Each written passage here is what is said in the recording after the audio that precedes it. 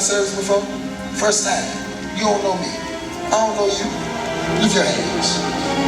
Shut your hands in the wall.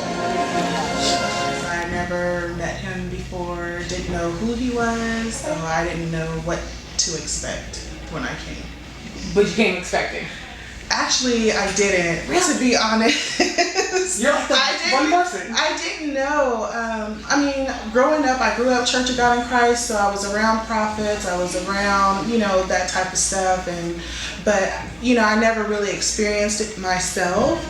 People tell you things and it's kind of a general, general type of prophecy, like, oh, okay, I can, kind of work that in with what's going on with my life. But last night, what I experienced, I never in my life experienced anything like that. Look at me. I'm going to tell you something. And you hear me real good. You have a heart that love people. But everybody you done love done hurt you. And there's a wall that I'm looking at around your heart that's hindering you from loving again. I want you to listen to me. Hear me. And when he said, you have a heart for people, and I said, oh, this is real. When you were coming up as a child, there was a dark-skinned girl. You and her were very close. Very close. Church hands are one. And maybe even your own name, her name might have been Ashley, I don't know what it, but whoever this person was, this person always wanted to be you.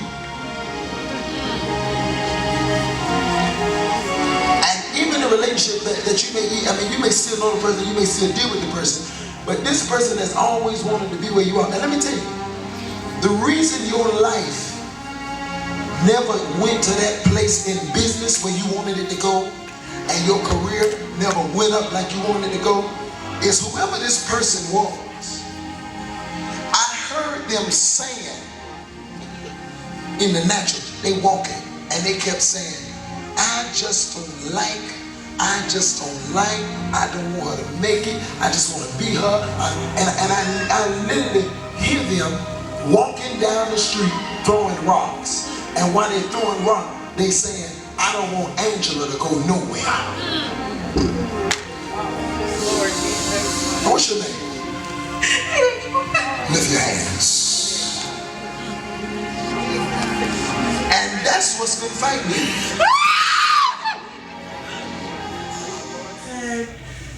Did he just say my name? And then I said, Self, did he say my name? And Self said, yes, he just said your name. And I was completely out of myself, and I couldn't look at him because it was like I was looking at the face of God. It was so bizarre, and I had never experienced anything like that before, ever. And I knew exactly who he was talking about.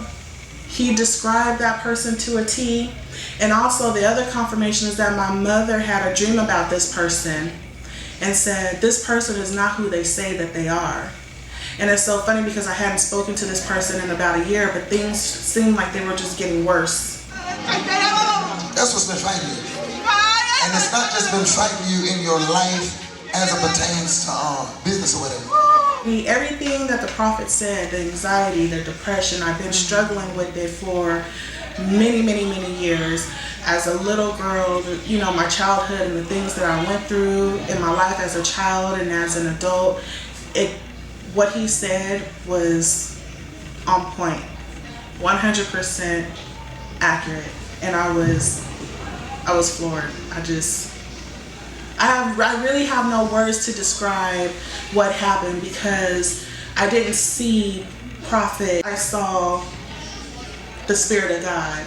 I don't know how to describe it into words. And it was every time he would say, look at me, and I would try to look at him, but it was so powerful. And my knees were buckling. I was trying to stand up. And I felt like I was going to pass out. And I was saying, don't pass out, don't pass out.